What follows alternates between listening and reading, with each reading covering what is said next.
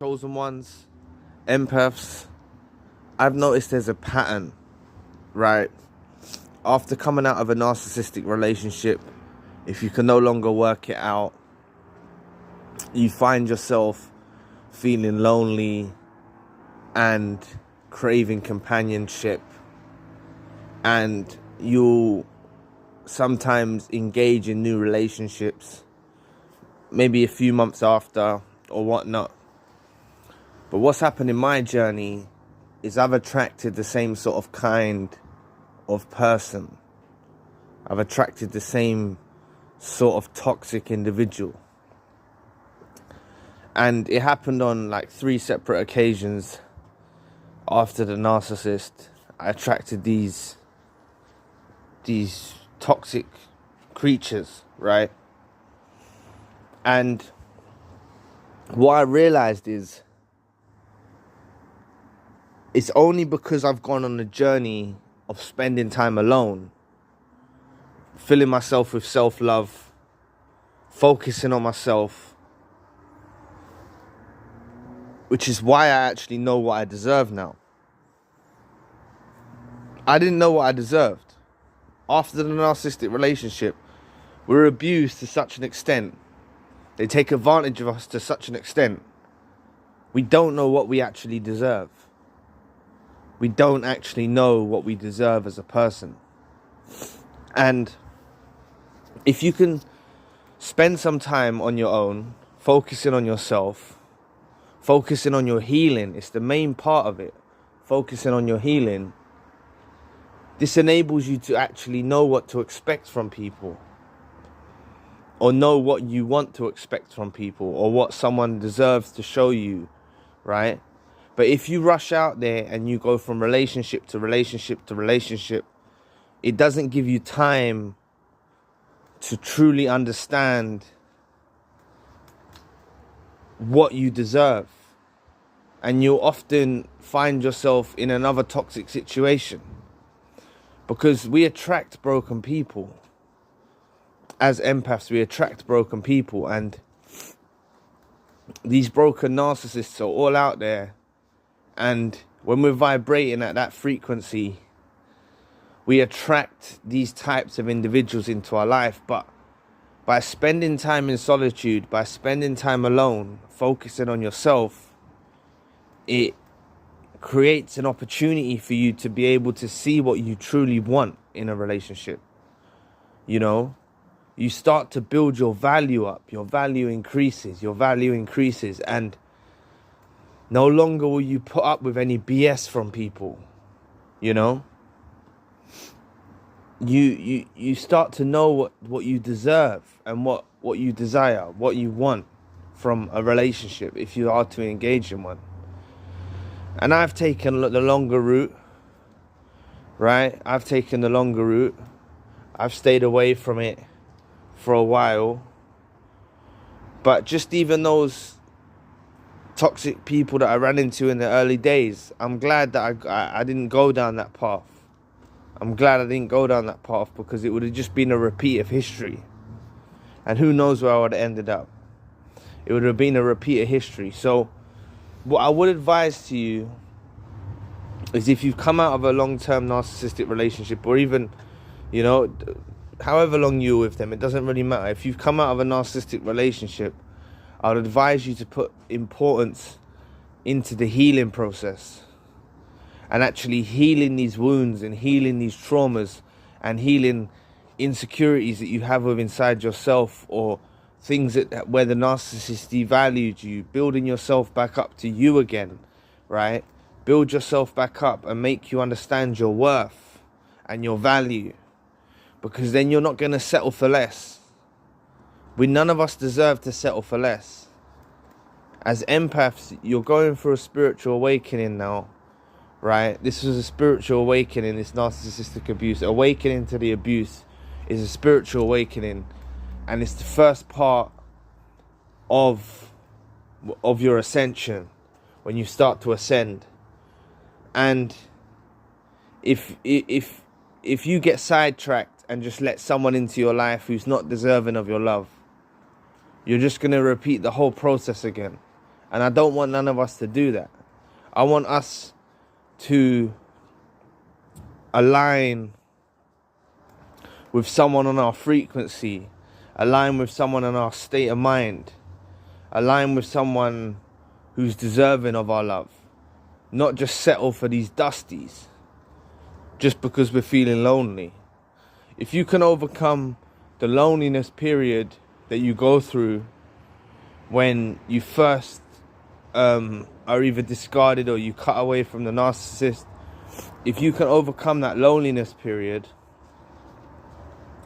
it's a small period, it doesn't last. If you can overcome that and not just bring someone else into your life just for the sake of it, just because you're feeling lonely momentarily and you're trying to heal through other people, right?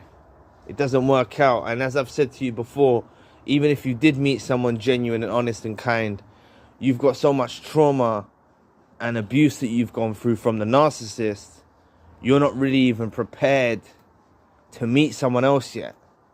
And that's why I say the most inevitable thing is to focus on the healing.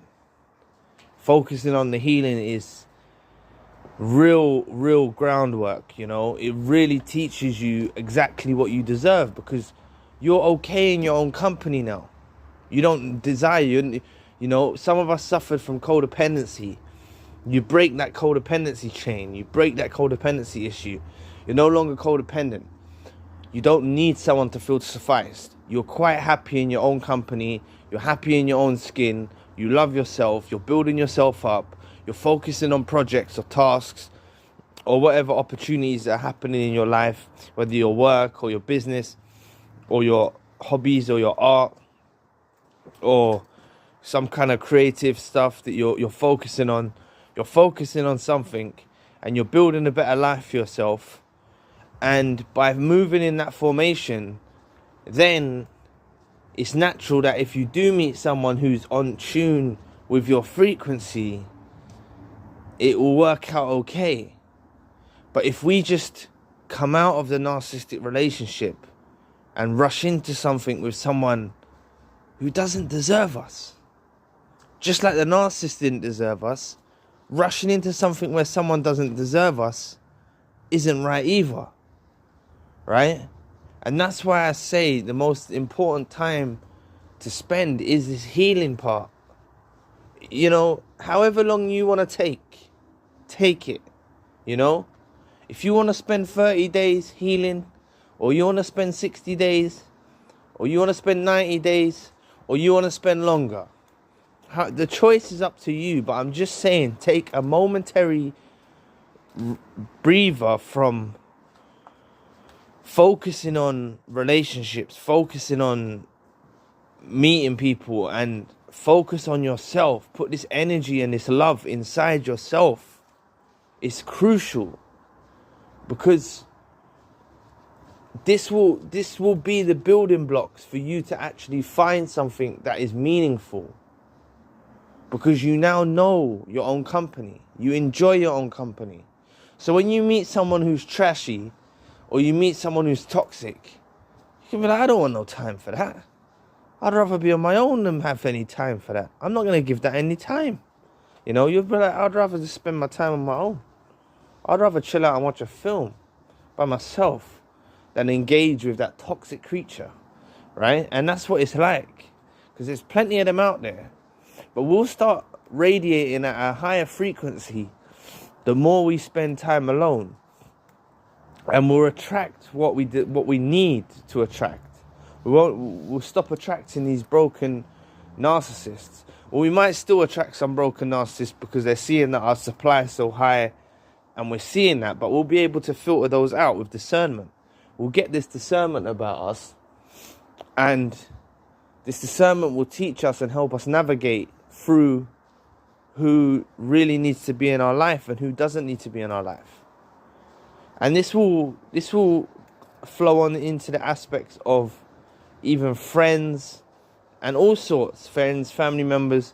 You'll see who's really worthy of your time by focusing on yourself and focusing on your self-love journey and your healing journey.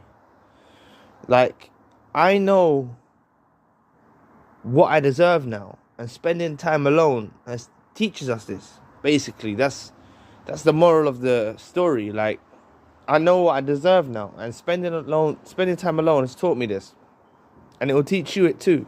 So I strongly advise you to go through a period